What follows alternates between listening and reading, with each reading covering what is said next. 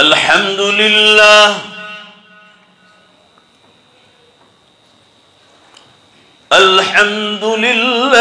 नहमदुहु व नस्तईनुहु व नस्तगफिरुह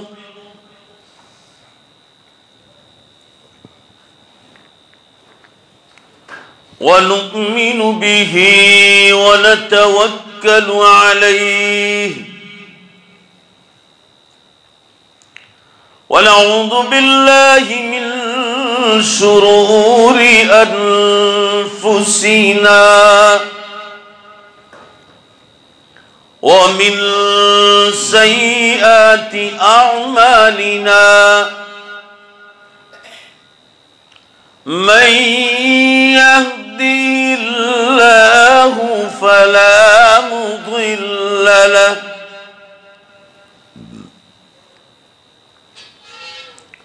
वमन युद्लिल्हु फला हादिय लहु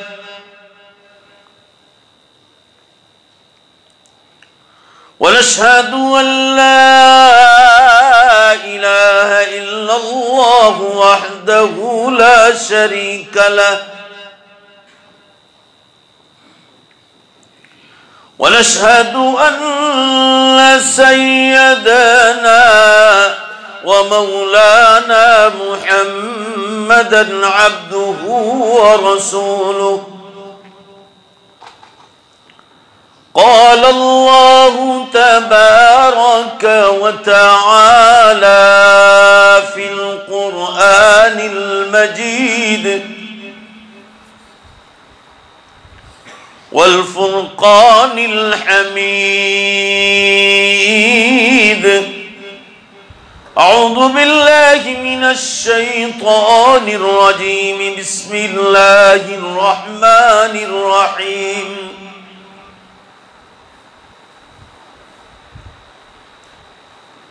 मा कान मुहम्मदुन अबा अहदिम मिर रिजालिकुम वलाकिन रसूलल्लाहि व खातमन नबीय्यीन व कान अल्लाहु बिकुल्लि शैइन अलीमा वक़ाल अल्लाहु तबारक व तआला क़ुल या अय्युहन नास इन्नी रसूलुल्लाहि इलैकुम जमीआ वक़ाल अल्लाहु तबारक व तआला इन्नक लअला खुलुक़िन अज़ीम वक़ाल अल्लाहु तबारक व तआला वमा अर्सलनाक इल्ला रहमतन लिल आलमीन वक़ाल अन्नबिय्यु सल्लल्लाहु तआला अलैहि वसल्लम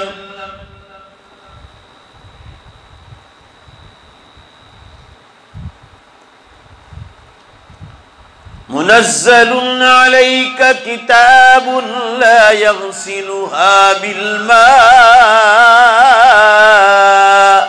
कमा क़ाल अल्लाहु तआला फ़ी हदीसिहिल क़ुदसिय्यि सदक़ल्लाहु मौलानल अज़ीम व सदक़ रसूलुहुन नबियुल उम्मियुल करीम वनहनु अला ज़ालिका लमिनश शाहिदीन वश्शाकिरीन वल्हम्दुलिल्लाहि रब्बिल आलमीन। जोर से एक बार दरूद शरीफ पढ़ लें। अल्लाहुम्मा सल्लि अला सय्यिदना व नबिय्यना व शफ़ीअना व हबीबना व सनदना मौलाना मुहम्मद सल्लल्लाहु अलैहि वसल्लम। बुजुर्गान मोहतरम, अजीज नौजवानों, पर्दे में बैठकर सुनने वाली अजीज बहनों और माओ, इस वक्त आप हजरात के सामने कुरान पाक की चंद आयात शरीफा और अल्लाह के प्यारे नबी जनाब मोहम्मद रसूलुल्लाह सल्लल्लाहु अलैहि वसल्लम की एक मुबारक हदीस का सहारा लिया, जिन सब का ताल्लुक सीरत सरकार मदीना सल्लल्लाहु अलैहि वसल्लम से। अल्लाह ताला हमारी ज़िंदगियों में आप सल्लल्लाहु अलैहि वसल्लम की सीरत मुबारका ढालने की तौफीक अता फरमाए। मुसलमानों, जहाँ तक आप सल्लल्लाहु अलैहि वसल्लम की मुबारक सीरत का मामला है, तो अल्लाह के बाद अगर आज तक दुनिया में किसी की सबसे ज़्यादा तारीफ़ की गई हो तो जनाब मोहम्मद रसूलुल्लाह सल्लल्लाहु ताला अलैहि वसल्लम। जितनी मदह सराई और जितनी तारीफ़ आपके बारे में कही गई वो किसी के बारे में नहीं कही गई। शेर शायरी में भी आपकी इतनी तारीफ़ की गई और इबारतुन नस में भी आपकी इतनी ही तारीफ़ की गई। अरबों ने भी इतनी तारीफ़ की और अजमियों ने भी इतनी तारीफ़ की, मुसलमानों ने भी इतनी तारीफ़ की, तो गैर मुस्लिमों ने कुछ कम तारीफ़ नहीं की आप सल्लल्लाहु अलैहि वसल्लम के बारे में। लिखने वाले लिखकर मर गए, बोलने वाले बोलकर मर गए, मगर रसूलुल्लाह सल्लल्लाहु अलैहि वसल्लम की सीरत मुबारका मुकम्मल नहीं हो सकी।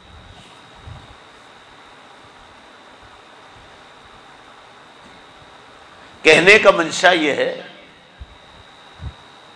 कि जिंदगियां खत्म हो गई, आप सल्लल्लाहु अलैहि वसल्लम की सीरत मुबारका पूरी नहीं हुई, तो हम 1-2 घंटे में क्या सीरत पूरी कर पाए। बस उसकी हल्की सी झलक आप हजरात को बतलानी है कि आप सल्लल्लाहु अलैहि वसल्लम के अखलाक क्या थे, आपकी सीरत क्या थी, आपके मोजज़ात क्या थे।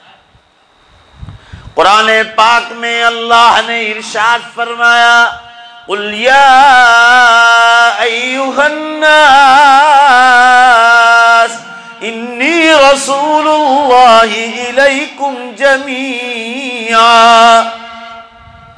ए नबी सल्लल्लाहु अलैहि वसल्लम, आप दुनिया वालों को बतला दीजिए कि लोगों, मैं तुम तमाम के लिए नबी बनाकर भेजा गया हूं।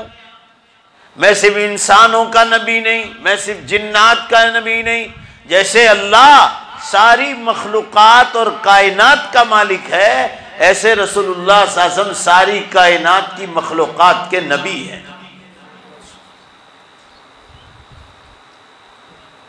आपके मौजिज़ात से भी पता चलता है कि आप सिर्फ जिन्नात और इंसान के लिए नहीं आए थे।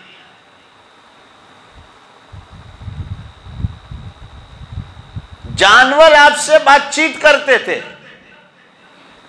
चिड़िया और परिंदे आपसे बातचीत करते थे।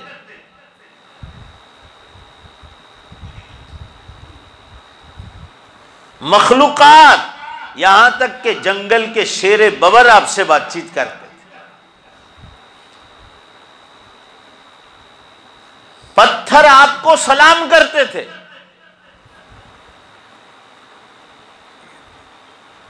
मालूम हुआ सारी मखलूक़ात के आप नबी थे। कुरान पाक में अल्लाह ने इरशाद फरमाया, ए नबी सल्लल्लाहु अलैहि वसल्लम, आप लोगों को बतला दीजिए कि मैं तुम तमाम मखलूक़ात के लिए नबी बनाकर भेजा गया हूं। हजरत जाबिर रज़ी अल्लाह अन्हु हदीस बयान करते हैं कि मैं आप सल्लल्लाहु अलैहि वसल्लम के साथ इस्लाम फैलाने के लिए जंगल से गुजर रहा हूं। घाटीदार पहाड़ियों से हम गुजर रहे हैं। इतने में एक पहाड़ी से जंगली बकरी की रोने की आवाज आई और वो चिल्लाकर बोल रही, या रसूल अल्लाह, या रसूल अल्लाह, ए अल्लाह के रसूल, अल्लाह के रसूल, मैंने अपने बच्चों को दूध भी नहीं पिलाया, मेरे छोटे छोटे बच्चे हैं। अल्लाह के रसूल, मैं घाट पर पानी पीने के लिए आई थी और मुझे इस शेर ने पकड़ लिया। मैं आपको सच्चा वादा करती हूं, इस शेर से मुझे छुटकारा दिलाइए, अल्लाह की कसम मैं अपने बच्चों को दूध पिलाकर वापस इसी शेर के पास आ जाऊंगी, मगर आज मेरे बच्चे भूखे। सही हदीस में है कि जंगल की बकरी ने आपसे बातचीत की। आप सल्लल्लाहु अलैहि वसल्लम ने देखा तो शेर ने अपने आगे के पंजे में बकरी को पकड़े हुए थे। हदीस पाक में है आपने ऐसी निगाहे करम फेंकी उस शेर पर कि वो थर थर कांपने लगा। ये किस्सा सही हदीस में है, थर थर कांपने लगा और उसके पंजे से बकरी छूटी। सीधी बकरी आप सल्लल्लाहु अलैहि वसल्लम के पास आई। आप सल्लल्लाहु अलैहि वसल्लम ने उसके सर पर हाथ फिराकर कहा, जा तुझे दोबारा आने की जरूरत नहीं, अपने बच्चों ही के पास रहना है, दोबारा यहीं वापस मत आ। बकरी चली गई अपने बच्चों के पास। हदीस पाक में है बकरी ने तो बातचीत की, शेर वही खड़ा है। मदीने मुनव्वरा का वाकया है। शेर थर थर कांपने लगा और बाद में बोला, ए अल्लाह के रसूल, अगर आज आप न होते तो इस बकरी को मैं लुकमा बना लेता। जंगल के शेर आपसे बातचीत करते थे, बकरियां आपसे बातचीत करती थी। यही हजरत जाबिर रजी अल्लाह अन्हु दूसरा वाकया बयान करते हैं। इसी तरह हम जंगल से गुजर रहे थे, बकरियां चराने के लिए निकले तो सहाबाई किराम थोड़ा आगे निकल गए बकरियां चराते चराते, और आप सल्लल्लाहु अलैहि वसल्लम जरा थोड़े पीछे रह गए। हजरत जाबिर फरमा रहे मैं आप सल्लल्लाहु अलैहि वसल्लम के साथ था। सहाबा ने बकरियां चराते चराते देखा कि कुछ छोटे छोटे झाड़ हैं जिसके नीचे किसी परिंदे के छोटे छोटे बच्चे बैठे हुए, बहुत छोटे, अभी अभी पैदा हुए थे 2-4 दिन के। सहाबा ने देखा कि ये तो हलाल परिंदा है और उसके बच्चे हैं, तो अपने कपड़ों में उन बच्चों को पकड़कर बांध दिया और एक सहाबी ने उसको अपने सर पे रख लिया और बकरियां चरा रहे। मगर ये नहीं देखा कि उन बच्चों की मां ऊपर झाड़ पे बैठी हुई है। पहले वो सहाबी के सर पर चकड़ाई, खूब चकड़ाई और शोर मचाया, मगर सहाबी रज़ी अल्लाह अन्हु ने हलाल समझकर उन बच्चों को छोड़ा नहीं। इतने में उस परिंदे की नजर पीछे गई जहां जनाब रसूलुल्लाह सल्लल्लाहु अलैहि वसल्लम बकरियां चरा रहे थे। ये हदीस सही है, आपको सुना रहा हूं। वो आप सल्लल्लाहु अलैहि वसल्लम के पास पहुंची, वो परिंदे की मां, वो परिंदा पहुंचा और आप सल्लल्लाहु अलैहि वसल्लम को कह रहा है, या रसूल अल्लाह, या नबी अल्लाह, क्या आपके इस साथी को खबर नहीं कि मां बच्चे के बगैर परेशान है और बच्चे मां के बगैर परेशान है? इनको कह दो कि बच्चों को छोड़ दे ताकि हम दोनों परेशानी से बच जाएं, हमें छुटकारा मिले परेशानी से। आप सल्लल्लाहु अलैहि वसल्लम ने उस सहाबी से फरमाया, भाई किसने पकड़े हैं? तो एक सहाबी ने फरमाया, अल्लाह के रसूल मैंने पकड़े। फरमाया, जहां से लिए थे वहीं छोड़ दो, अभी ये खाने के लायक नहीं बने, अभी उसकी मां उसको दाना खिला रही है, मां के बगैर परेशान हो रहे और मां उसके बगैर परेशान हो रही, इन बच्चों को छोड़ दीजिए आप। जैसे बच्चों को छोड़ा, मां उन बच्चों के पास पहुंची और उसको अपने पैरों के अंदर ले लिया। इतने में होते होते आप सल्लल्लाहु अलैहि वसल्लम भी वहां पहुंच गए। वो मां बच्चों को लेकर नीचे ही बैठी। अब आगे सुनिए, ये हदीस में ये बतलाया गया कि वो परिंदे ने आप सल्लल्लाहु अलैहि वसल्लम से बातचीत की। ये मौजिज़ा था आप सल्लल्लाहु ताला अलैहि वसल्लम का। और जब आप करीब गए तो आप सल्लल्लाहु अलैहि वसल्लम ने जितने सहाबा थे करीब लाकर फरमाया देखो, ये सही हदीस में है, इस मां को जैसे अपने बच्चों से मोहब्बत है कि बगैर बच्चों के मां तड़प रही थी। फरमाया, अल्लाह की कसम, अल्लाह को भी अपने ईमान वाले बंदों से इसी से ज्यादा मोहब्बत है।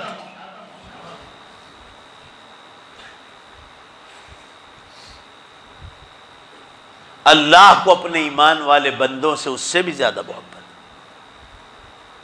ये वाकयात बतला रहे हैं कि आप सिर्फ इंसान और जिन्नात के नबी नहीं थे, आप सारी मखलूकात के नबी थे।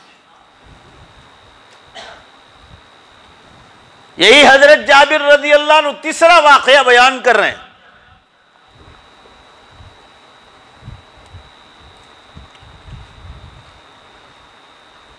कि हम इस्लाम फैलाने के लिए गुजर रहे हैं, समंदर के किनारों की तरफ जा रहे हैं। मदीने मुनव्वरा का एक यहूदी रास्ते में मिला जो मछलियां मारकर आ रहा था, मगर आज उसकी जाल में कोई मछली नहीं आई थी। सांप की शक्ल का एक जानवर, सांप की शक्ल का एक जानवर उसकी जाल में फंस गया था। इसको हमारे यहां उर्दू में गोह बोलते हैं, गोह, गुजराती में गोई बोलते हैं, अरबी में इसको ज़ब्बुन कहा जाता है। वो जाल में फंसकर मर गया। आप सल्लल्लाहु अलैहि वसल्लम ने उस यहूदी से फरमाया, भाई यहूदी तो बहुत अच्छा इंसान है, एक चीज की कमी है, अगर तू कलमा पढ़ ले तो सोने पे सुहागा हो जाए, 4 चांद लग जाएंगे। तू कलमा पढ़ ले, कलमे की कमी है तेरे अंदर। अल्लामा इब्ने कसीर रहमतुल्लाह अलैह ने इस वाक़े को तफसीर इब्ने कसीर में लिखा है और फरमाया कि उस यहूदी ने रसूलुल्लाह सल्लल्लाहु अलैहि वसल्लम को चैलेंज फेंका कि ये मरा हुआ जानवर है, ए मोहम्मद सल्लल्लाहु अलैहि वसल्लम, आप मुझे बार बार दावत दे रहे हैं, अगर मैं इसको जमीन पर फेंकता हूं, अगर ये मरा हुआ जानवर जिंदा होकर आपके नबी होने की गवाही दे दे कि आप अल्लाह के आखिरी नबी है, तो मैं कलमा पढ़ने के लिए तैयार हूं।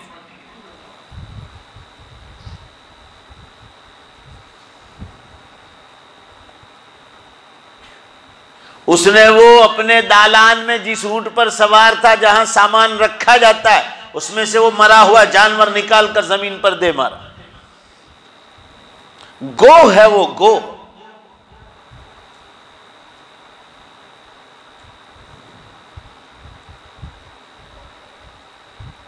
आप सल्लल्लाहु अलैहि वसल्लम को चैलेंज किया उसे, मरा हुआ जानवर जिंदा होकर आपके नबी होने का ऐलान कर दे तो मैं ईमान लाने के लिए तैयार हूं।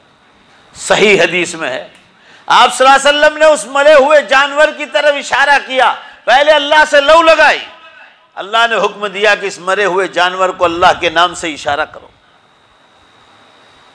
आप सल्लल्लाहु अलैहि वसल्लम ने फरमाया, या वब्बा, या वब्बा, कुल मन अना, एक गो, तू बोल के मैं कौन।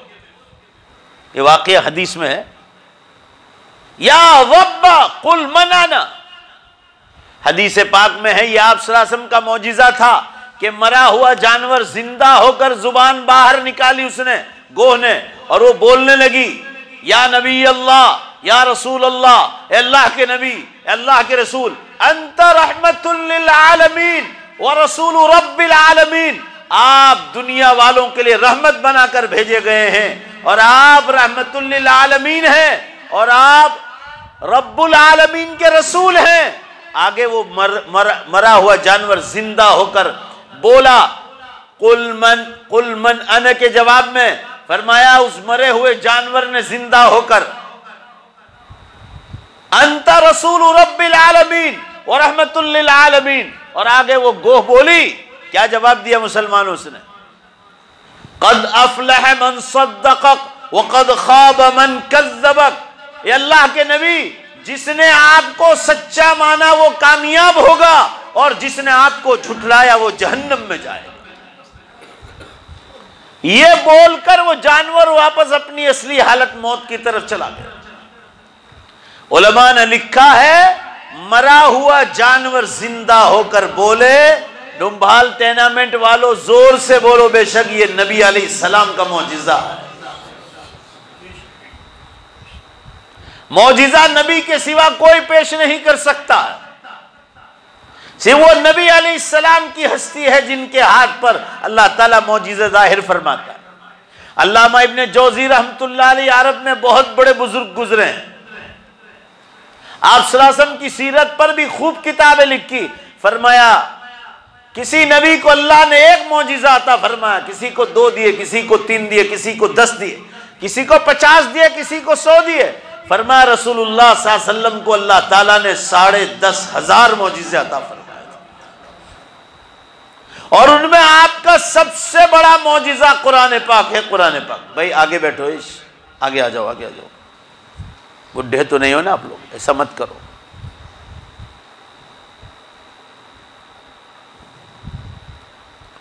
साढ़े 10,000 मौजिजात में सबसे बड़ा मौजिजा आपका कुरान पाक है। 1400 साल पहले आप सल्लल्लाहु अलैहि वसल्लम के सीने मुबारक पर, कल्ब मुबारक पर कुरान पाक उतारा गया, और आज तक जिस हालत में उतारा गया था, जोर से बोलो बेशक, आज भी उसी हालत में महफूज है। आप सल्लल्लाहु अलैहि वसल्लम दुनिया में नहीं रहे, मगर आज भी आपका यह मौजिजा जिंदा है। बेशुमार वाक़यात उलमा ने किताबों में लिखे हैं, मगर कहने का मंशा यह है मुसलमानों, आप अल्लाह के नबी थे। कुरान पाक में अल्लाह ने दूसरे मकाम पर इरशाद फरमाया, मा कान मुहम्मदुन अबा अहदिम मिर रिजालिकुम वलाकिन रसूलल्लाह व खातमन नबीन। मोहम्मद सल्लल्लाहु अलैहि वसल्लम तुम में से किसी के बाप नहीं है, लेकिन वो अल्लाह के रसूल है। वो खातमन नबीन, और नबियों की आखिरी कड़ी और नबियों के सरदार है। एक अरबी जबान के शायर ने एक ही शेर में आप सल्लल्लाहु अलैहि वसल्लम की सीरत को खोला, एक ही शेर। शायर कहता है, मुहम्मदुल बशरुन, जोर से एक बार पढ़ो, सल्लल्लाहु अलैहि वसल्लम। मुहम्मदुल बशरुन, मुहम्मदुल बशरुन लैसा कल बशरी, याक़ूतु हजरुन लैसा कल हजरी। जरा ध्यान से, अरबी जबान में शेर का है, जरा ध्यान से सुनो शायर क्या कहता है। मोहम्मद सल्लल्लाहु अलैहि वसल्लम इंसानों में पैदा किए गए, मोहम्मद सल्लल्लाहु अलैहि वसल्लम इंसानों में पैदा किए गए, मगर फरमा रहे वो हमारी तरह ऐरे खैरे नट्ठू गैरे की तरह कोई आम इंसान नहीं थे। मुहम्मदुल बशरुल लैसा कल बशरी, हमारी तरह कोई ऑर्डिनरी इंसान नहीं थे। शायर कहता है, मुहम्मदुल बशरुल लैसा कल बशरी, याक़ूतु हजरुन लैसा कल हजरी। शायर कहता है, एक रास्ते में पड़ा हुआ पत्थर होता है, लोग उसको लात मारकर साइड पे कर देते या फेंक देते हैं, और एक पत्थर होता है लूलू मरजान याकूत, जिसको हीरा कहा जाता है, जो लाखों नहीं करोड़ों रुपए तक पहुंचता है। शायर कहता है वो भी पत्थर है। जरा जोर से बोलो भाई बेशक, हीरा भी क्या है। फरमाया जैसे रास्ते में पड़े हुए पत्थर और हीरे जवाहरात के पत्थर में, बोलो जोर से बेशक जब बात पूरी हो जाए, इन दोनों पत्थरों में जैसे आसमान और जमीन का फर्क है, हम इंसानों में और अल्लाह के नबी में आसमान और जमीन का फर्क है। एक शेर में रसूलुल्लाह सल्लल्लाहु अलैहि वसल्लम की सीरत को खोला है। को याकूत लूलू मरजान जैसे हीरो थे। कहने का मंशा यह है मुसलमानों, ये तो आपके नबी होने की दलील थी कि आपके हाथों पर अल्लाह ने मौजिज़ात जाहिर फरमाए। अब आइए आपके अखलाक और सीरत और किरदार की तरफ। कुरान कहता है, वमा अरसलनाका इल्ला रहमतल लिल आलमीन, हमने आपको नहीं भेजा है दुनिया वालों की तरफ, मगर दुनिया वालों के लिए रहमत बनाकर भेजा है। पूरा मजमा जोर से बोलो, ज़हमत और मुसीबत बनाकर नहीं भेजा है, रहमत बनाकर भेजा। आज भी देखो लाखों नहीं करोड़ों की तादाद में लोग ईमान में दाखिल हो रहे। मैं अभी एक अंग्रेजी अखबार का कटिंग देख रहा था, तो अमेरिका में टेलीविज़न टूर्नामेंट हुई, टेलीविज़न टूर्नामेंट। उसमें बताया गया कि सबसे ज़्यादा तेज़ी से बढ़ने वाला इस वक्त मजहब कौन सा है। यह अभी चंद महीनों पहले की बात है। तो टेलीविजन टूर्नामेंट में इस्लाम नंबर 1 पर आया और उसमें बताया गया कि Islam is growing fastest religion in the world. कहा कि इस वक्त दुनिया में इस्लाम सबसे ज्यादा तेजी से बढ़ने वाला मजहब है। इसलिए कि मुसलमानों, जरा जोर से बेशक बोलो आप सल्लल्लाहु अलैहि वसल्लम की सीरत मुबारका, जैसे आपकी जिंदगी मुबारक में जिंदा थी, जोर से बोलो बेशक आज भी आपकी मुबारक सीरत जिंदा है। लोग के आपके अखलाक व आदात और सीरत मुबारक सुनकर लोग ईमान में दाखिल होते। कहने का मंशा यह है कि आपकी सीरत मुबारका सबसे बढ़कर आपके अखलाक व किरदार थे। आज तक आपके अखलाक व किरदार का कोई नमूना पेश नहीं कर सका, जैसे मौजिज़ात का कोई नमूना पेश नहीं कर सका है, आपके अखलाक व किरदार और आपकी मुबारक सीरत का भी आज तक कोई जो है मुसलमानों नमूना पेश नहीं कर सका। इमाम बुखारी रहमतुल्लाह अलैह ने आप सल्लल्लाहु अलैहि वसल्लम की सीरत व किरदार को छेड़ते हुए एक वाकया नकल किया है। पहले जोर से इंशाअल्लाह बोलो, अपनी जिंदगियों में उतारोगे, अल्लाह तौफीक अता फरमाए, और ये वाकया दूसरों तक पहुंचाओ। इमाम बुखारी रहमतुल्लाह अलैह हदीस पेश कर रहे हैं कि जैसे रसूलुल्लाह सल्लल्लाहु अलैहि वसल्लम ने लोगों को अपनी मुबारक जुबान से दीन की दावत दी, ऐसे ही आप सल्लल्लाहु अलैहि वसल्लम ने अपने मुबारक हाथ से बादशाहों के नाम और उमरा के नाम लेटर लिखे थे इस्लाम कबूल कराने के लिए।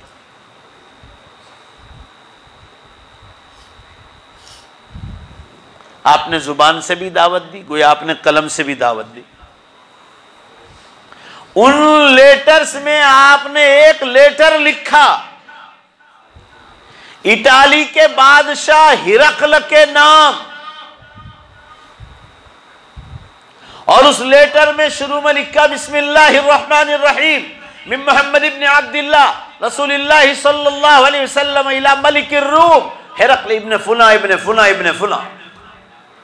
बिस्मिल्लाह के बाद नीचे लिखा मोहम्मद इब्न अब्दुल्लाह जो अल्लाह के रसूल और नबी आखिरी, उनकी तरफ से हिरकल बादशाह के नाम लेटर। ये लेटर लिखने का सुन्नत तरीका है कि पहले बिस्मिल्लाह लिखो और साइड पर पहले लिखो लिखने वाला कौन है और उन किसके सामने लिखो किसके नाम लेटर जा रहा है। ना हम लोग उससे उल्टा ही लिखते हैं, पहले लिखते हैं नेक नामदार, नेकी न करना और मारा वाला न मारी वाली, खुदा जाने क्या क्या लिखते हैं। उसके बाद डेढ़ किलोमीटर बाद पता चलता है कि लिखने वाला कौन है। मुझे ध्यान ही दिया करो कि किसका खत आया, पढ़ाई करो। नवाज तो मस्तीखोर ऐसे होते हैं कि लेटर्स में अंदर नीचे पिन कोड का खाना लिखा होता है, छः खाना, तो उसमें लिखते हैं कि टपालीनी टोपी।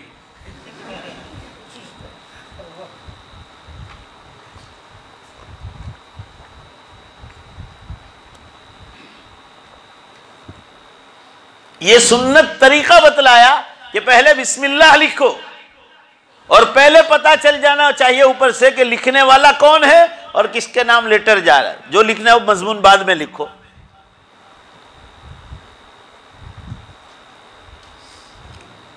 सामने वाले को मरूब करने के लिए या पैसे निकलवाने के लिए अब तो ये लोग लेटर में क्या लिखते हैं, सदा मेहरबान। सामने वाले को अल्लाह सदा मेहरबान तो अल्लाह की ज़ात है, बोलो ना भाई, है कि नहीं है? सदा मेहरबान कौन है? अल्लाह की ज़ात। वो इसलिए लिखते हैं ताकि बार बार मनी ऑर्डर भेजते रहे।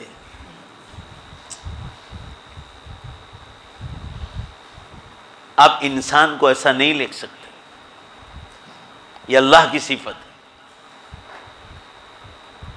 सदा मेहरबान मखलूकात पर जोर से बोलो कौन ज़ात है? सिर्फ अल्लाह की ज़ात। हमारे लिए जो जरिया बने हैं उनको जरिया बनाने वाला भी अल्लाह की ज़ात।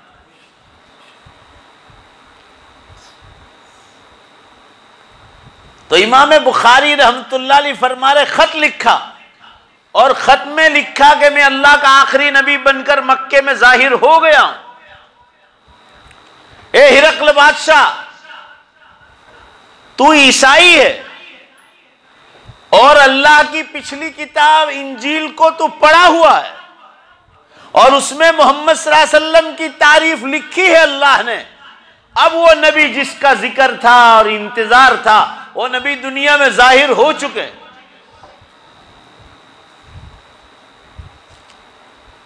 अब तेरा फर्ज है कि अगर तू जन्नत में जाना चाहता है, हिरकल नाम है बादशाह का, तो तू कलमा पढ़ ले।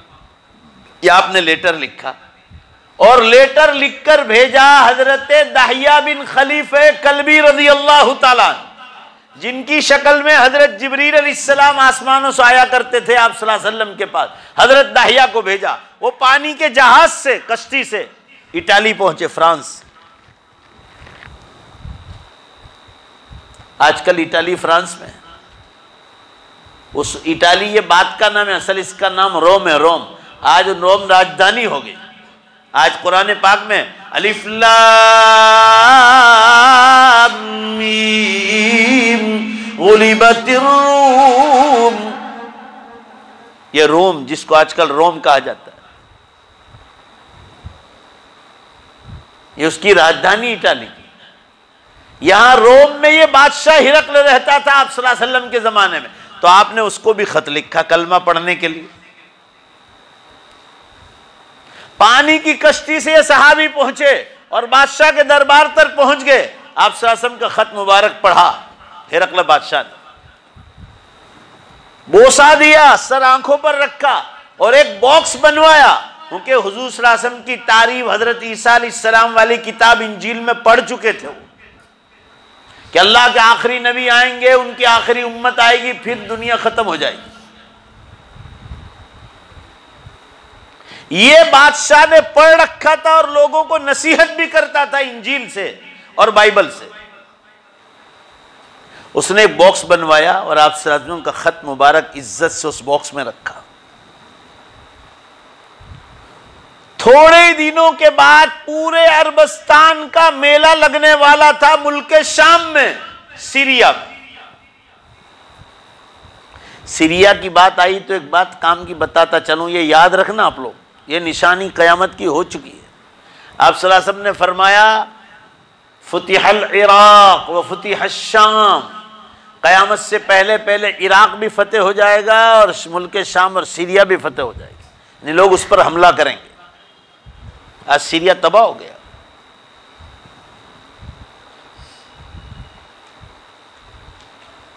कहने का मंशा यह है, इस मुल्क शाम में जिसको आजकल सीरिया कहा जाता है, वहां यह मेला लगने वाला था पूरे अरबस्तान का, और मेले में हर चीज बेचने को आती थी, हर चीज मेले में बिकती थी। पूरे अरबस्तान से लोग पानी के जहाजों से, कश्तियों से आते थे और साल में जहां मेला लगने वाला होता था वहां सब जमा होते थे और चीजें बेचते थे। इस मुल्क की, इधर के मुल्क की, इधर के मुल्क की, सब जमा होकर बेचते थे।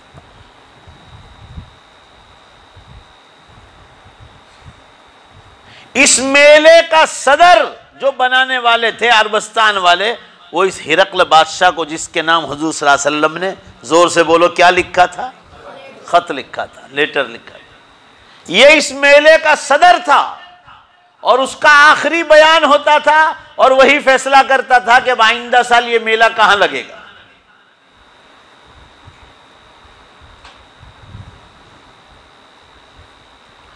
ये खत लेकर जो हुजूर सल्लल्लाहु अलैहि वसल्लम का खत पहुंचा था, बादशाह वो खत लेकर मुल्क शाम आया, मेले में सीरिया आया और वो आपका खत मुबारक लेकर आया। और जब मेला पूरा हो गया, ध्यान से सुनो, तो बादशाह की तकरीर हुई, हिरकल बादशाह की, जिसके नाम आप सल्लल्लाहु अलैहि वसल्लम ने खत लिखा था। आप सल्लल्लाहु अलैहि वसल्लम तो मक्के में थे। मक्का से मदीना 450 किलोमीटर और मदीने से करीब मुल्क शाम है, मक्का से दूर है। आप सल्लल्लाहु अलैहि वसल्लम मदीने मुनव्वरा से मुल्क शाम गए थे हज़रत खदीजा रज़ियल्लाहु तन्हा का सामान लेकर बेचने के लिए, तिजारत की गर्ज से। तो आप मदीने के रास्ते ही से गए थे।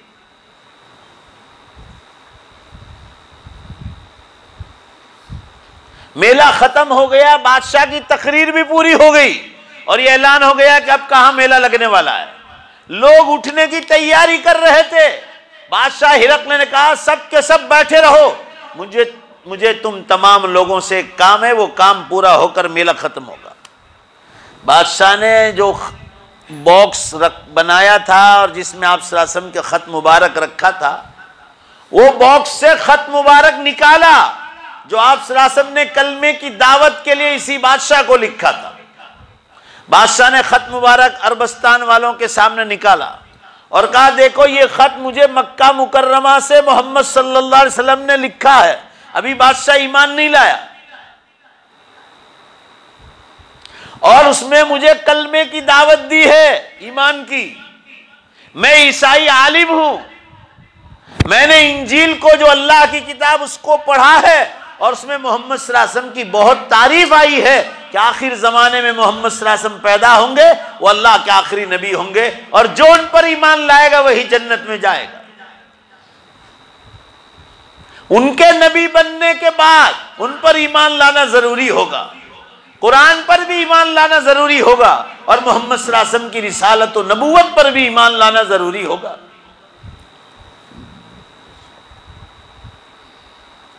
तो मैं चूंकि इटाली से आया हूं, हे अरबस्तान वालों, मेरे नजदीक नबी बनने के लिए 2 शर्त है। पूरा मजमा जोर से बोलो, कितनी शर्त? मैं नबी मानूंगा 2 शर्त पर। मैंने उनको देखा नहीं, लिहाजा इस मजमे में अगर कोई मक्का से आया है तो वो खड़ा हो जाए, मुझे उससे 2 सवाल करने हैं।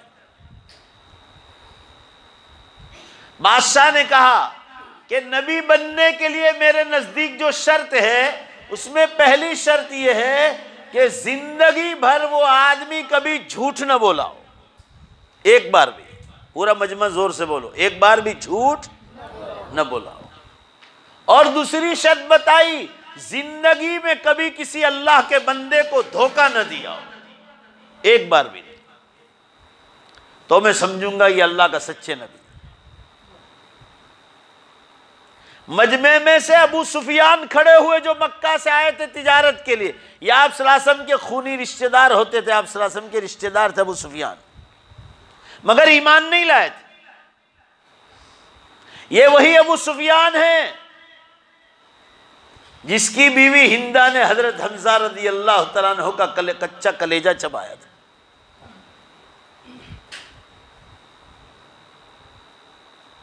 और हजरत हमजा रदी अल्लाह अन्हु की खोपड़ी को साफ करके इसी अबू सुफियान ने पानी पिया था। ये अबू सुफियान है जो मक्के से आए, आप सल्लल्लाहु अलैहि वसल्लम के रिश्तेदार भी लगते हैं। वो खड़े हुए क्योंकि बादशाह ने ऐलान किया था जो मक्का से है वो खड़ा हो जाए, मैं मोहम्मद सल्लल्लाहु अलैहि वसल्लम के बाबत पूछना चाहता हूं। बादशाह क्या सवाल कर रहा है, जरा ध्यान से सुनो, ये आपकी सीरत सुना रहा हूं आपको, और फिर देखो हम लोग कितना झूठ बोलते हैं और कितना उम्मत को धोखा देते हैं। आदमी दीन की दावत का काम करे तो सबसे पहले ये जरूरी कि जिंदगी में झूठ ना बोले और उम्मत को धोखा न दे। आदमी अपनी जुबान से पहचाना जाता है और धोखे का मामला मामलात से है, आदमी मामलात से भी पहचान लिया जाता है। अबू सुफियान खड़े हुए, बादशाह हिरकल ने पूछा अबू सुफियान है आपका नाम क्या है? अबू सुफियान। कहां से आए हो? कहा मक्का से। कहा मोहम्मद सल्लल्लाहु अलैहि वसल्लम को जानते हो? कहा जानता नहीं हूं, बहुत अच्छी तरह जानता हूं, मेरे रिश्तेदार है, मगर मेरी और उनकी बनती नहीं है मोहम्मद सल्लल्लाहु अलैहि वसल्लम के साथ। यह अबू सुफियान ने कहा। हिरकल बादशाह ने कहा आपकी बनती है कि नहीं बनती मुझे इससे कोई मतलब नहीं, मैं सिर्फ ये पूछना चाहता हूं आप मक्के से और मोहम्मद सल्लल्लाहु अलैहि वसल्लम को जानते हो अच्छे से? कहा जी हां बहुत जानता हूं। अबू सुफियान ने कहा पूछो जो कुछ पूछना है। कहा अगर आपने मोहम्मद सल्लल्लाहु अलैहि वसल्लम को करीब से देखा? कहा बहुत करीब से देखा है। तो पूछा कि अबू सुफियान ये बताओ, उन्होंने नबी होने का दावा किया और मैं ईसाई आलिम हूं, मेरे नजदीक नबी बनने के लिए पहली शर्त है कि कभी वो झूठ न बोला हो। आप ये बतलाइए कभी मोहम्मद सल्लल्लाहु अलैहि वसल्लम झूठ बोले हैं? अबू सुफियान को सवाल किया। और दूसरा सवाल ये, क्या किसी बंदे खुदा को मोहम्मद सल्लल्लाहु अलैहि वसल्लम ने धोखा दिया हो? ये दोनों में से किस्सा बता दो। अब ध्यान से सुनो, दुश्मन का जवाब सुनो। आप सल्लल्लाहु अलैहि वसल्लम के जानी दुश्मन अबू सुफियान हजरत हमजा रज़ी अल्लाह अन्हु की खोपड़ी को साफ करके पानी पिया और उसकी बीवी ने कच्चा कलेजा चबाया था हजरत हमजा रज़ी अल्लाह तआला अन्हु का।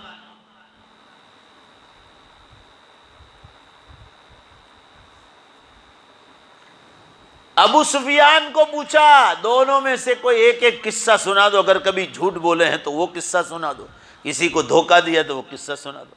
दुश्मन अबू सुफियान कह रहे, हिरकल बादशाह, आप तो इटाली से आए हो, मैं मक्के से आया हूं, मोहम्मद सल्लल्लाहु अलैहि वसल्लम को बरसों से जानता हूं, नबी होने का जब से दावा किया तब भी से मैं बात भी जानता हूं और नबूवत से पहले का हाल भी जब मालूम है मुझे। फरमाया, आप पूछते हैं मोहम्मद सल्लल्लाहु अलैहि वसल्लम कभी झूठ बोले हैं? तो कहा, अबू सुफियान, ये आपके साथ मंच पर जो बैठे हुए लोग हैं, ये मक्के मुकर्रमा के मेरे खानदान कुरैश के लोग हैं। अगर ये आज मौजूद न होते तो मैं मोहम्मद सल्लल्लाहु अलैहि वसल्लम के बारे में झूठ बोलकर उनकी मजाक उड़ा देता और उन पर तोहमत लगा देता। मगर मैं जिन मूर्तियों की पूजा करता हूं, उस लात और उज्जा की कसम खाकर कहता हूं कि अगर आज ये लोग न होते तो मैं मोहम्मद सल्लल्लाहु अलैहि वसल्लम के बारे में झूठ बोलकर काम चला लेता। मगर मैं झूठ नहीं बोल सकता हूं, इसलिए नहीं बोल सकता हूं कि अगर ये लोग भी जानते हैं ये भी मोहम्मद सल्लल्लाहु अलैहि वसल्लम के दुश्मन है, कुरैश खानदान के सरदार जो इस मेले में आए, मैं अगर मोहम्मद सल्लल्लाहु अलैहि वसल्लम के बारे में झूठ बोलने की कोशिश करता तो ये सरदारान कौम है, ये मेरी जुबान काट लेते और मुझे कहते, अबू सुफियान तू हसद में बोल रहा है, मोहम्मद सल्लल्लाहु अलैहि वसल्लम झूठ बोलने का तो सवाल नहीं, जिंदगी में कभी झूठ बोलने का सोचा भी नहीं होगा। मेरी जबान काट लेंगे, अबू सुफियान तू झूठ बोलता है, मोहम्मद सल्लल्लाहु अलैहि वसल्लम कभी झूठ नहीं बोले। और आगे वो कहता है, ए हिरकल बादशाह, सुन लीजिए, आपने धोखे के बाबत पूछा है तो सुन लीजिए, मोहम्मद सल्लल्लाहु अलैहि वसल्लम ने आज तक किसी बंदे खुदा के साथ आज तक कभी धोखे का मामला नहीं किया।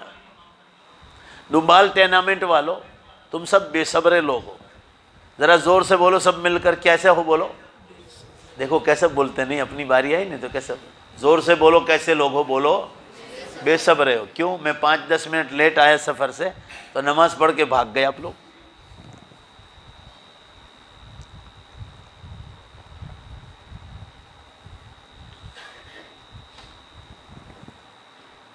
ये बात इसलिए कह रहा हूं कि अब तुमने जो हरकत की थी उसकी कज़ा कर लो, और कज़ा ये करना है कि हिरकल बादशाह का जवाब सुनो, अबू सुफियान का जवाब सुनने के बाद, और उसके बाद इतना ज़ोर से नारे तकबीर लगाना है और अल्लाह अकबर ऐसे ज़ोर से कहना है कि कब्रिस्तानों में मुर्दों को खड़े होने का जो है तैयारी कर ले। उनका ऐसा जोश चढ़े नारा सुनकर अल्लाह अकबर का कि हम भी जिंदा होकर नारा लगाए। बोलो पहले ज़ोर से इंशाल्लाह बोलो, ज़ोर से बोलोगे, पहले से तय कर लो नारा कौन लगाएगा ज़ोर से, जैसा वैसा नहीं, मुर्दार हो तो कोई बोलना ही मत, ये तो उसी वक्त उठा के बाहर कर दूंगा मस्जिद से। अबू सुफियान ने कहा, पहले सुन लो अबू सुफियान की बात, दुश्मन बोल रहा है, दुश्मन रसूल, कि मोहम्मद सल्लल्लाहु अलैहि वसल्लम के बारे में झूठ बोलता है तो सरदाराने कौम मेरी जुबान काट लेते कि अबू सुफियान तू झूठ बोलता है, मोहम्मद सल्लल्लाहु अलैहि वसल्लम कभी झूठ नहीं बोलता और मोहम्मद सल्लल्लाहु अलैहि वसल्लम ने कभी किसी को धोखा नहीं दिया। दुश्मन कह रहा है। अबू सुफियान की बात सुनो और अब नारा लगाओ, अगर मोहम्मद सल्लल्लाहु अलैहि वसल्लम के अखलाक व किरदार से और आपकी मुबारक सीरत से मोहब्बत है, बताओ दुनिया में कोई ऐसा आदमी हो तो दुनिया में। अबू सुफियान का जवाब सुनकर हिरकल बादशाह जो इटाली से आया था उसने कहा, ए अरबस्तान वालो, या अहलल अरब, ए अरबस्तान वालो, तुम किसके इंतजार में हो जो आदमी अपनी प्राइवेट जिंदगी में आज तक झूठ नहीं बोला है, वो अल्लाह के मामले में किस तरह झूठ बोल सकता है?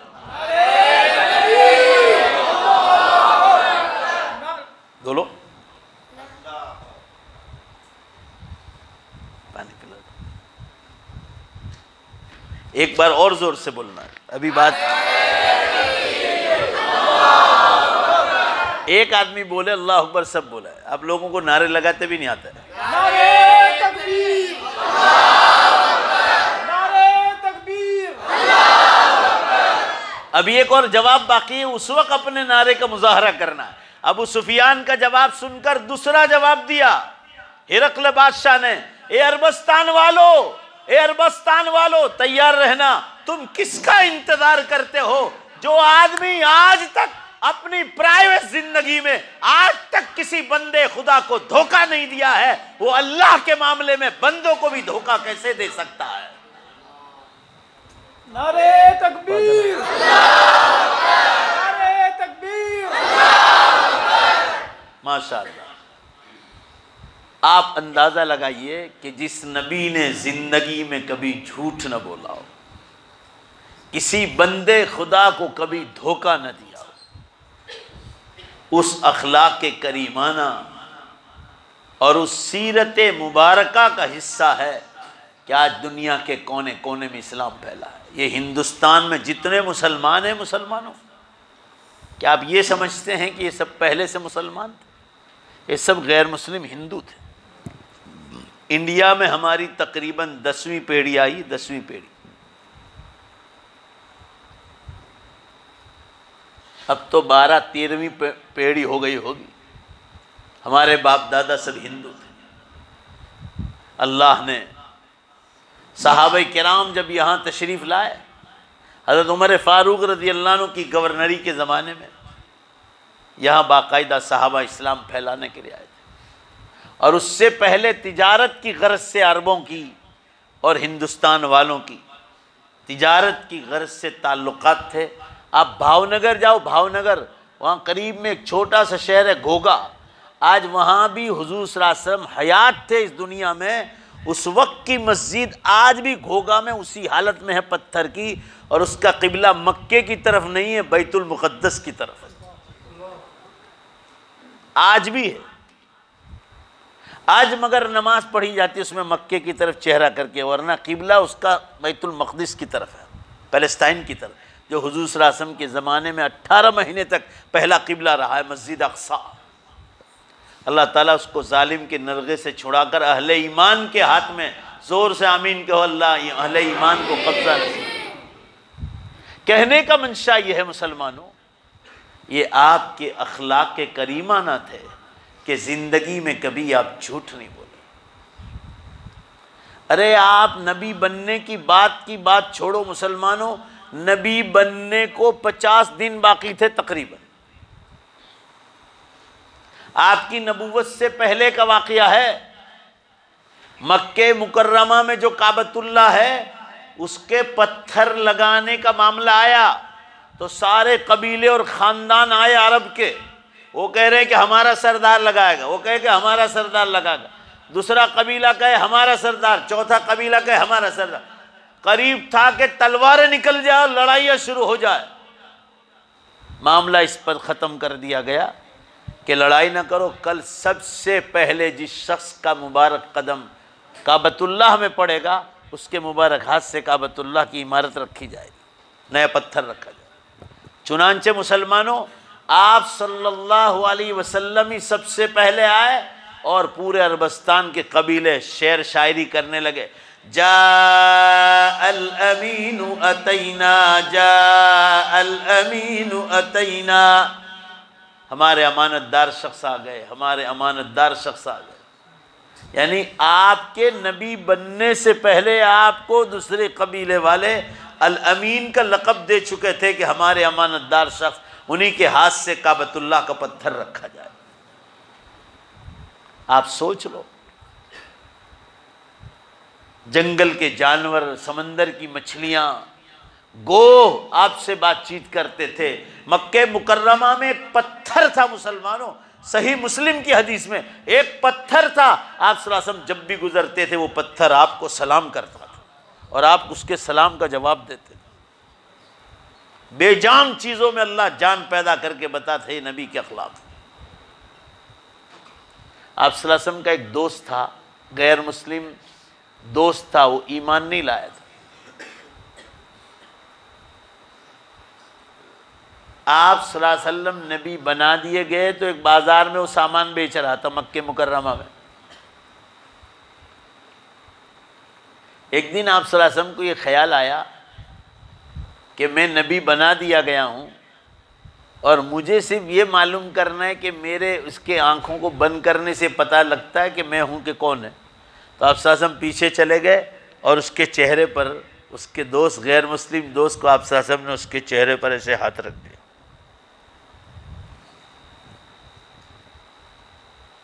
और आप सल्लल्लाहु अलैहि वसल्लम ने पीछे से पूछा, बता ये कौन पीछे बैठा है तेरे। आवाज़ से वो पहचान नहीं पाया, मगर हदीस में जो अल्फाज आए ना, हदीस में उस गैर मुस्लिम ने कहा, आपके हाथ तो ठीक मगर आपका सीना मुबारक मेरी पीठ से लगा है, मुझे ऐसी ठंडक महसूस हुई है कि ये ठंडक से साबित हो रहा है कि मोहम्मद सल्लल्लाहु अलैहि वसल्लम के सिवा दूसरा कोई नहीं हो सकता।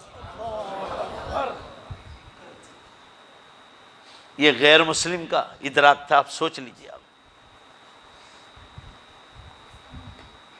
आप सल्लल्लाहु अलैहि वसल्लम जहाँ बैठते थे मुसलमानों खुशबुएँ फैलती थी। सहाबा किराम फरमाते हैं हम दावत व तबलीग के लिए दूर जाते और जब वापस आते या हम लोग आप सल्लल्लाहु अलैहि वसल्लम के हाथ पर ईमान लाने के लिए यहाँ बैत होने के लिए आते तो आप मस्जिद नबवी में न होते, घर पर पूछते तो घर पर भी नहीं होते। तो हम मदीने की गलियों में तलाश करते थे और जिस गली से गुजरते होते बस खुशबुएं महकती होती थी, खुशबुएं महकती होती। और जहाँ खुशबू बंद हो जाती थी, साहबा फरमाते हैं हम लोग समझ जाते थे कि या तो इस घर में होंगे या इस घर में, और इसी घर में मिल जाते थे। खुशबू वहीं बंद हो जाती थी। और यहाँ तक मुसलमानों आप सल्लल्लाहु अलैहि वसल्लम का इकराम, मुसलमान तो मुसलमान, गैर मुस्लिम भी इतना इकराम करते थे। हदीस में है, ये बात याद रखना, ऐसे अलटप नहीं बतला रहा हूँ। हर मुसलमान और गैर मुस्लिम अपने मकान के बाहर एक छोटा सा मटका रखते थे और ये सोच कर रखते थे कि अगर मोहम्मद सल्लल्लाहु अलैहि वसल्लम यहाँ से गुजरेंगे तो हमारे मटके से पानी पिएंगे। आप सोचो, ये उस वक्त मकाम मिलता है जब आदमी झूठ से बचे, गीबत से बचे, धोखा देने से बचे। आज हम देख लो, माल सामान बेचने के लिए कितना झूठ बोलते हैं। मीनार मस्जिद पर हर सोमवार को वहाँ मजलिस होती है, तो आजकल झूठी कसम खाना और झूठ बोलने का बयान चल रहा था। अब निकाह का बयान शुरू हुआ है। पिछली मजलिस में ये बयान आया था, आप सल्लल्लाहु अलैहि वसल्लम ने इरशाद फरमाया, झूठ बोलकर या झूठी कसम खाकर तुम माल सामान तो बेच दोगे, मगर उसकी नहुसत से, तुम्हारे दिल पर झूठ बोलने से या झूठी कसम खाने से जो काला दाग लगेगा, अल्लाह की कसम क़यामत तक, हदीस में है, कोई मिटा नहीं सकता।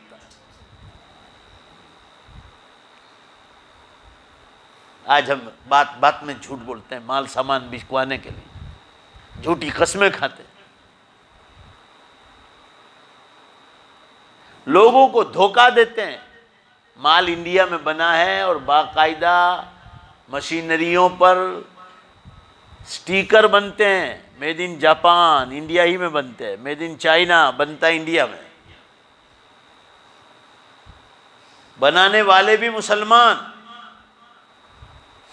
धोखा देना, माल कुछ होना और कुछ बेचना, जैसे जानवरों में भी होता है।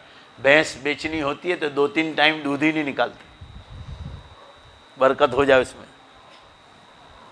और जब ग्राहक आएगा भैंस खरीदने तो उसके सामने कभी दुरूद शरीफ नहीं पढ़ता, बिस्मिल्लाहिर्रहमान अल्लाहुम्मा सल्ली अला सय्यिदिना व नबी। यहाँ दुरूद शरीफ का क्या काम है भाई? अभी दुरूद शरीफ समझ में आ गया। ओ का 15 लीटर निकला, 15 लीटर। वो ग्राहक समझते यार ये भैंस तो बहुत दूध देने वाली है। बेचारा ले गया, कितने में तक? 1 लाख रुपए में। कौन सी जाफराबादी है कि ले जाओ, खुशी खुशी 1 लाख रुपए दे दिए और वो ले गया बेचारा। रात को उसने और ज़्यादा खिलाया भैंस को कि चलो और 20 लीटर निकल जाएगी। उसने निकाला तो सुबह में 5 लीटर निकला। भरोसे की भैंस ने पाड़ा जना, इसको कहते, 5 ही लीटर निकला। आप सल्लल्लाहु अलैहि वसल्लम ने फरमाया ये धोखा है। पूरा मजमा जोर से बोलो, ये आपके अखलाक से कोई मुतासिर नहीं हो सकता। उलमाए किराम की मजलिसें यही सिखाती है कि सीरत नबी को अपने अंदर उतारो। दावत व तबलीग का काम यही सिखाता है कि आप सल्लल्लाहु अलैहि वसल्लम की सीरत को अपने अंदर उतारो। खानकाओं में यही सिखाया जाता है कि आप सल्लल्लाहु अलैहि वसल्लम की सीरत को अपने अंदर उतारो। हम आखिरी ज़माने के मुसलमान हैं। गुजराती में कहते हैं पुछड़िए हैं, पुछड़िए आखिरी, तो वैसे ही होंगे वो। हर किस्म के गुनाह आज के मुसलमानों में। आप सल्लल्लाहु अलैहि वसल्लम ने फरमाया था कि इनको मौत का और क़यामत का कोई डर नहीं होगा, और होगा तो आटे में नमक के बराबर। आज देखो कौन सा गुनाह ऐसा है जो मुस्लिम समाज में नहीं हो रहा है। ये सब क़यामत की निशानियां हैं। क़यामत बेहद करीब है मुसलमानों, बेहद करीब है। आप जो मेरी बात नहीं मानी तो आप रोगे मरने के बाद। चंद बरस बाकी दुनिया को, चंद बरस। आप सल्लल्लाहु अलैहि वसल्लम ने फरमाया था जब दुनिया में झूठ, शराब, जुआ, नाच गान, धोखाबाजी, लांच, रिश्वत, जुल्म, जीनाकारी आम हो जाएगी, फबादहा सनावातुज़ ज़लाज़िल, उसके बाद जलजलों, धरतीकंप के बरस क़यामत तक शुरू हो जाएगी। देखो मैं कोई रिपोर्ट बयान नहीं करता, आप ईमानदारी से बोलो दुनिया में जलजले हो रहे हैं या नहीं हो रहे हैं? देखो पूरा मजमा कह रहा है रोज़ धरतीकंप चालू, रोज़। मराठवाड़ में हो रहे, महाराष्ट्र में हो रहे, पूना में हो रहे, ये परसों तरसों जो है चिखली में हुए, कल जो धर्मपुर में हुए, परसों नवसारी में हुए, इधर कच्छ और भूज में हो रहे हैं, काठियावाड़ में हो रहे हैं। पूरी धरती ऐसे काँप रही। अभी 8 दिन पहले अर्जेंटीना में ज़लज़ला आया, बेशुमार लोग मारे गए अर्जेंटीना में, पनामा से ऊपर। मुजफ्फरनगर यूपी में हुआ, 15-20 दिन पहले पाकिस्तान में हुआ, 40-50 आदमी मारे गए। पूरी धरती काँप रही और ये मुसलमान गफलत में सोया हुआ। ये नबी की सीरत को अपने अंदर उतारने के लिए तैयार। जहाँ बालिग और जवान हुआ और दाढ़ी के बाल आना शुरू हुए कि इसको शेव करना शुरू कर देता। नबी की सीरत ये है कि पहले नबी जैसा मुबारक चेहरा बनाओ। बोलो ना भाई इंशाअल्लाह दाढ़ी की सुन्नत जिंदा करोगे? देखो बहुत धीमे से आवाज़ आई, ज़ोर से बोलो ना। ये नबी की चेहरे की, मुबारक के चेहरे की तरह अपना चेहरा बनाओ पहले। अल्लाह के नज़दीक कीमत आएगी नबी की सीरत उतारने के बाद, वरना नहीं आ सकती। अल्लाह के महबूब बंदे बन जाओगे पहले नबी जैसा चेहरा मुबारक बनाओ। अब तो आपके प्रधानमंत्री की दाढ़ी भी कितनी लंबी होती जा रही है। उनको पार्लियामेंट में शर्म नहीं आती। मैं पहले मनमोहन सिंह की मिसाल देता था, अब तो ये अलल टप्पू भी जो है दाढ़ी रखने शुरू कर दी।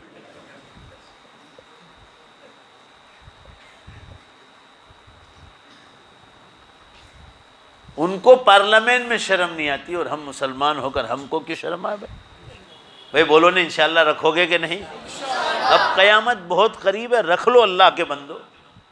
ये हमारी इंडिया पार्लियामेंट में अभी भी बहुत सारे एमएलए और मेंबर ऑफ पार्लियामेंट ऐसे जिनकी इतनी बड़ी बड़ी दाढ़ी है। खुद मौलाना असरारुल हक साहब रहमतुल्लाह अलैह थे, मेंबर ऑफ पार्लियामेंट थे वो। हज़रत मौलाना असद मदनी साहब रहमतुल्लाह अलैह, ये हजरत पार्लियामेंट में बैठते थे। मौलाना महमूद मदनी राज्यसभा के मेंबर थे। क्या इन लोगों ने पार्लियामेंट में रहकर दाढ़ी निकाल डाली? उनको शर्म नहीं आती और हमको शर्म आती है। हाँ, उनके तो कहाँ वो तो वोट जीत कर कहाँ कोई एमएलए बनता है, कोई राज्यसभा का मेंबर, कोई मेंबर ऑफ पार्लियामेंट।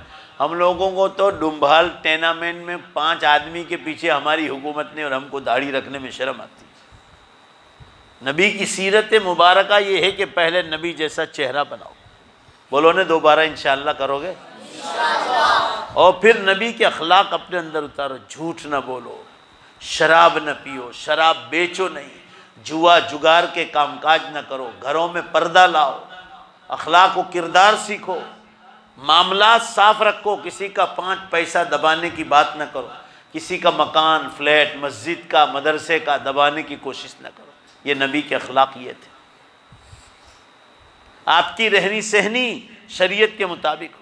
आप सल्लल्लाहु अलैहि वसल्लम ने जब लुंगी पहनी मुबारक तो आपने पहले सीधा पाँव डाला, फिर उल्टा पाँव, और निकालते वक्त आप पहले उल्टा पाँव निकालते थे और फिर सीधा पाँव निकालते थे। और हम अलल टप पहले उल्टा ही पाँव डालते हैं। टॉयलेट में जाते तो सीधे पाँव से ही घुस जाते, ये तरीक़ा है ज़िंदगी का। नबी की सीरत ये है, टॉयलेट में जाओ तो उल्टे पाँव जाओ और निकलो तो सीधे पाँव से निकलो।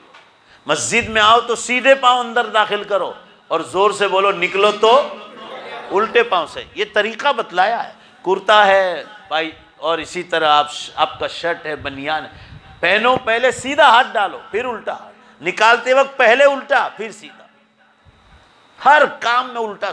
अरे दीनदार लोगों को देख रहा हूं उल्टे सुल्टे काम कर रहे हैं, नबी की सीरत से कोई ताल्लुक है? कोई ने पानी दे दिया तो खड़े खड़े पी लिया या बाएं हाथ से पीना शुरू कर दिया। क्यों? टाटिए क्यों दिए हैं? बैठने के लिए नहीं दिए। 1-2 मिनट लगती नीचे बैठते, ये उल्टे हाथ से पीना शुरू करते। किचन में आ गए, खाना खा लिया, कोई देखता नहीं, खड़े खड़े पानी पी लिया। हाँ, घुटनों में तकलीफ हो, कुर्सी न हो और परेशानी हो तो ठीक है, उज़र तो है नहीं और बस खड़े खड़े पानी पी रहे। रेलवे स्टेशन हो कि बस स्टेशन हो, ढूंढो जगह मगर बैठ कर पियो। आपके नबी का तरीक़ा।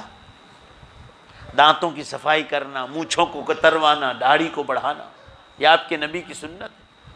बदन के बालों की सफाई का हुक्म है कि 40 दिन पहले उन बदन के बालों की सफाई करो।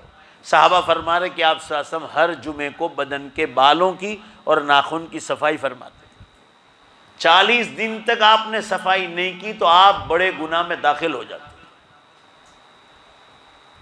ये नबी की सीरत है। बड़े बड़े नाखून रखना, नेल पॉलिश करना, मर्द होकर कानों में बालीन डालना, कड़े पहनना, फटी हुई पैंटें पहनना। अभी फैशन निकली है, यहाँ घुटने पर, हाँ यहाँ फटी हुई।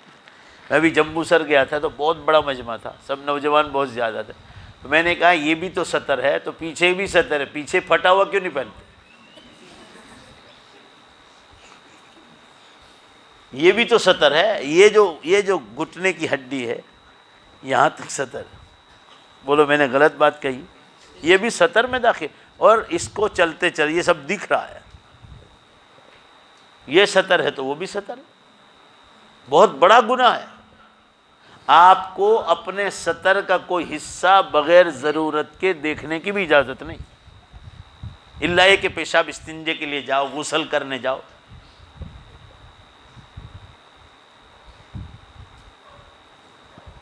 ये नबी के अखलाक है। सो सीधी करवट सो, अल्लाह का अल्लाहुम्मा बिस्मिका अमूतु वाहिया पढ़ के सो। आप सल्लल्लाहु अलैहि वसल्लम ने फरमाया उल्टे मत ले तो ऊंधे, फरमाया जहन्नमियों का सोना है। बुखारी की हदीस में ये सब काम उल्टे करते। चड्डे पहनकर मोहल्लों में रखते हैं, रेलवे स्टेशनों पर चड्डे पहनकर, इतने चितने चड्डे पहनकर मुसलमान लड़के, चाहे वो 1% होंगे मगर कर रहे हैं।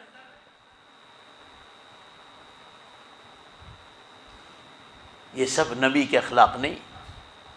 नबी के अखलाक अपने अंदर उतारोगे, आपकी मुबारक ज़िंदगी। शूज़ पहनो, सीधा पाँव डालो पहले, फिर उल्टा पाँव, निकालते वक्त पहले उल्टा फिर सीधा, ऐसे सॉक्स पहनते वक्त। ये तरीक़ा है ज़िंदगी गुजारने का, आपको तरीक़ा दिया। हाथ हज़रत आयशा रज़ी अल्लाह तआला, दूसरी अज़वाज मुतहरात, हज़रत उम्मे सलमा रज़ी अल्लाह अन्हा की रिवायत बुखारी में कि आप सल्लल्लाहु अलैहि वसल्लम जब भी खाना खाते थे पहुँचों तक हाथ धोते थे। न हम लोग क्या करते, दूसरे हाथ को तो तकलीफ़ ही नहीं देते कि हज़रत को क्यों तकलीफ़ दे, बस ज़रा सा यूँ करके खाना शुरू कर दिया। हाथ धोते वक्त भी पहुँचों तक धोते थे। ये तरीक़ा बताया। मिसवाक करते थे, किसी से बातचीत करते थे तो भी किसी के मुँह की बदबू से किसी को तकलीफ़ ना हो। नींद से उठते वक्त मिसवाक करते, बातचीत करते वक्त मिसवाक करते, वज़ू करते वक्त मिसवाक करते, खाना खाने के बाद आप मिसवाक करते। दांतों की सफाई, बदन की सफाई, कपड़ों की सफाई। मैले कपड़े पहनकर नमाज पढ़ना मकरूह बतलाया, अल्लाह को पसंद नहीं ऐसी नमाज है। आप नमाज पढ़ रहे और पायजामा पैंट नीचे लटक रहे हैं, अल्लाह की हर चीज़ का जवाब देना। नबी की सीरत ये नहीं कि सिर्फ रोडों पर नारे लगाओ, या नबी हम नहीं थे, या नबी हम नहीं थे, या हुसैन हम नहीं थे। और तुम होते तो क्या धार मारते। जो करने का काम है वो ये कि नबी की सीरत को अपने अंदर उतारना है। खाना पीना, सोना, निकाह, तलाक, मुआशरत, सब नबी की सुन्नत के मुताबिक। तो ये चीज़ें अगर होगी तो मुसलमानों नबी की सीरत कहलाएगी। पूरा मुजमा वादा करो कि इंशाअल्लाह आज से नीयत करते हैं कि चेहरा भी नबी सल्लल्लाहु अलैहि वसल्लम के चेहरे मुबारक की तरफ बनाएंगे और आपकी सीरत भी अपने अंदर उतारने की कोशिश करेंगे। अब देखो क़यामत बहुत ज़्यादा करीब है, बेहिसाब। और सुन लो कान खोलकर, ये अब बंद होने वाले है ही नहीं।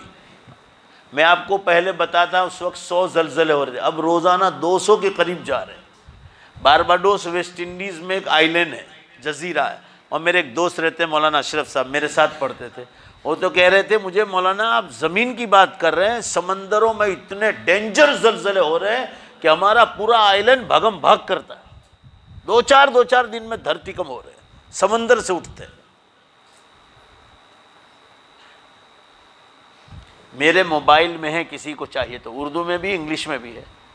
मुझे कल किसने भेजा, अल्लाह ने किधर, याद आएगा तो बताऊंगा।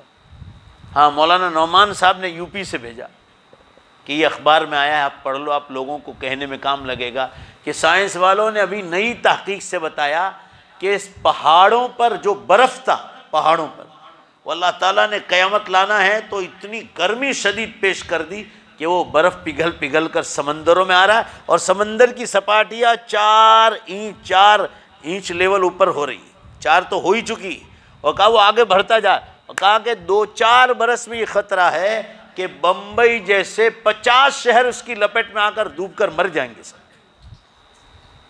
क़यामत की निशानियों में लिखा है। साइंस वाले तो जो नज़र आएगा ना वही बताएंगे। शरीयत दुखती रग पर हाथ रखती। साइंस वाले कहते हैं भाई पहाड़ पर से बर्फ़ क्यों पिघल रहा है, कहा गर्मी हो गई। उससे पिघलने से क्या होगा, तो कहा जो पहाड़ों के अंदर आग है, आग ये ऊपर आ रही है और वो ज़लज़ले लाने का सबब बन रही। ये तो कुरान पाक में लिखा है कि पहाड़ों के नीचे अल्लाह ने आग रखी है, और ऊपर से बादलों से बर्फ़ भेजते हैं ताकि वो आग नीचे लेवल पर रहे और बंदों के लिए ज़मीन पर रहना, बोलो बेशक, आसान हो जाए। अब अल्लाह ताला ने ये निज़ाम बदल दिया है। अब सख्त गर्मी पेश कर दी और बर्फ़ पिघल कर समंदरों में जा रहे, और फरमाया कि अब इस कोई ताकत उसको रोक नहीं सकता है। अब लेवल समंदरों का ऊपर आ रहा है, लिहाजा तूफ़ान पर आएंगे दरिया, और फिर क्या होगा कि इस तरह जो है तोड़ फोड़ शुरू करेंगे अल्लाह ताला। अब ज़लज़ले हुए, कब समंदरी तूफ़ान आएंगे। कल के अखबार में है, अंग्रेज़ी और उर्दू अखबारों में, कि बम्बई जैसे 50 शहर दरिया के किनारों पर डूब के मर जाएंगे, एक भी बचने वाला नहीं। इतने डेंजर हालात होने वाले 2-4 बरस में। ये इन लोगों का अंदाज़ा है, होने ही वाला है। हो सकता है कुछ देर बाद भी हो, मगर ये अलार्म बज रहे हैं और हम लोग गफलत में सो रहे हैं। साइंस वाले कह रहे हैं अब दुनिया को सुकून वाले दिन मिलने वाले नहीं। साइंस वाले तो कह रहे हैं अर्थ इन क्राइसिस, ज़मीन भयजनक सपाटी पर है। पूरा मजमा ज़ोर से बोलो, भयजनक सपाटी पर लाने वाला कौन? अल्लाह। टाइम पूरा हो गया मुसलमान। आप दवाई की दुकान पर दवाई लेने जाओ तो उस पर 2 लाइन लिखी रहती कि ये तारीख़ पर दवा बनी और ये तारीख़ को इसको फेंक देना, ये आखिरी तारीख़। अल्लाह ताला ने ये दुनिया बनाई, इसकी एक मुद्दत थी, ये जन्नत की तैयारी के लिए बनाई थी। अब अल्लाह ताला फरमा रहा है कि इसकी आखिरी तारीख़ आ गई है। नबी सल्लल्लाहु अलैहि वसल्लम आ गए, कुरान आखिरी किताब आ गई, आखिरी उम्मत आ गई, 1500 साल पूरा होने की तैयारी है। अब इस दुनिया को हम समेटने वाले, दुनिया को हम समेटने वाले। टाइम में से बरकत उठा ली गई। भाई बोलो ना, टाइम में बरकत है। मैं आपको बार बार कहता हूँ कि अल्लाह के बंदो जागो। नई निशानी क़यामत की, उलमा को उठा लिया जाएगा, इल्म इस तरह उठा लिया जाएगा। 2000 के करीब उलमा हमारे इंडिया में इंतकाल कर गए कोरोना वायरस में, 2000 के करीब, ये 3 बरस में। अभी साउथ अफ्रीका में 2-3 महीने में 75 बड़े बड़े उलमा चले गए। खुद अरबस्तान हरमैन के इमाम के इंतकाल हुआ कोरोना में। जो कोरोना में जाता है वो सब शहीद है, मगर हम लोग गफलत में सो रहे हैं। अल्लाह के बंदो जागो, बड़ी निशानियां शुरू हो चुकी है। आपको अब सुकून मिलने वाला नहीं, जो तैयारी करना हो कर लो। सूरज जो पश्चिम से निकल गया तो तौबा का दरवाज़ा बंद हो जाएगा। ये सूरज से आपका पेपर निकलता है, गुजराती में दिव्य भास्कर। मैंने खुद ने पढ़ा, किसी और ने नहीं, मैंने खुद ने पढ़ा रमज़ान से पहले, कि सूरज की जो पश्चिम की दिशा है वो और सूरज के बीच में एक बाल के बराबर जगह बाकी रहेगी, बाल के बराबर। अब साइंस वाले कह रहे हैं इसको कितने साल लगते पश्चिम तक पहुंचने में, वो तो जिसने सूरज बनाया वही जानता है। साइंस वाले थोड़ी बता देंगे कितने साल। और हमको कुरान में पहले से कह दिया गया, कुरान पाक में, कि जो सूरज पश्चिम की तरफ चला जाएगा उधर से निकलेगा। पूरा मजमा आधी हदीस आप पूरी करो तो तौबा का दरवाज़ा बंद हो जाएगा, फिर आप अल्लाह से माफ़ी मांगोगे तो कुछ नहीं होगा। इसलिए जागो, आखिरत की तैयारी करो, वहाँ जिस चीज़ की तैयारी लेकर जाना है उसकी तैयारी मुकम्मल करके जाओ। वहाँ सबसे पहले नमाज़ों की पूछ होगी, मामलात, हलाल रोज़ी, पाकी सफाई, पड़ोसी का हक़, जानवरों का हक़, रिश्तेदारों का हक़, विरासत का मामला शरीयत के मुताबिक, हर चीज़ को आपको सवाल होने वाला है। चंद बरस बाकी है, ऐसा ना हो कि रोने का वक्त आए। और अभी आखिरी बात सुन लो, अभी उलमाए किराम की 20 किताबें एक ही मौजू पर आई है, दज्जाल के निकलने पर 20 किताबें आई अरबी और उर्दू में। उलमा का कहना है कि अभी जो निशानी ज़ाहिर होने का ख़तरा है वो दज्जाल के निकलने, और दज्जाल निकला तो ईसा अलैहिस्सलाम आसमानों से उतर आएंगे और इमाम मेहदी का भी ज़ुहूर हो जाएगा। तकरीबन 4 बड़ी निशानियाँ हो चुकी। हरम के इमाम है शेख माहिर मुइक़ अली मक्का मुकर्रमा, उन्होंने 3 साल पहले जब लाखों का मजमा था हज में, उस वक्त वहाँ खुतबे में कहा था कि अल्लाह की कसम बड़ी निशानियाँ ज़्यादातर ख़त्म हो चुकी, इसलिए अल्लाह के वास्ते जागो और वादा करके जाओ कि इंशाअल्लाह क़यामत आएगी। जब आएगी तारीख़ अल्लाह को ख़बर है, बरस कौन सा, तारीख महीना कौन सा, दिन कौन सा, घड़ी की कौन सी। पूरा मजमा ज़ोर से बोलो, किसको ख़बर है वो? हम तो सिर्फ इतना कहते हैं क़यामत करीब आ गई, तैयारी करो। मगर मेरी और मौत का ज़ोर से जवाब दो सब मिलकर, भरोसा है कोई? तो हर वक्त तैयारी करनी चाहिए, आदमी को हर वक्त तैयार रहना चाहिए। इसलिए ज़ोर से कहो कि इंशाअल्लाह अपनी अपनी मौत से पहले ही क़यामत की और जन्नत की ज़ोरदार तैयारी करेंगे। और ज़ोर से इंशाअल्लाह बोलो, हुजूर सल्लल्लाहु अलैहि वसल्लम की सीरत अपने अंदर उतारेंगे। अल्लाह मेरे और आपके बैठने को कबूल फरमाए।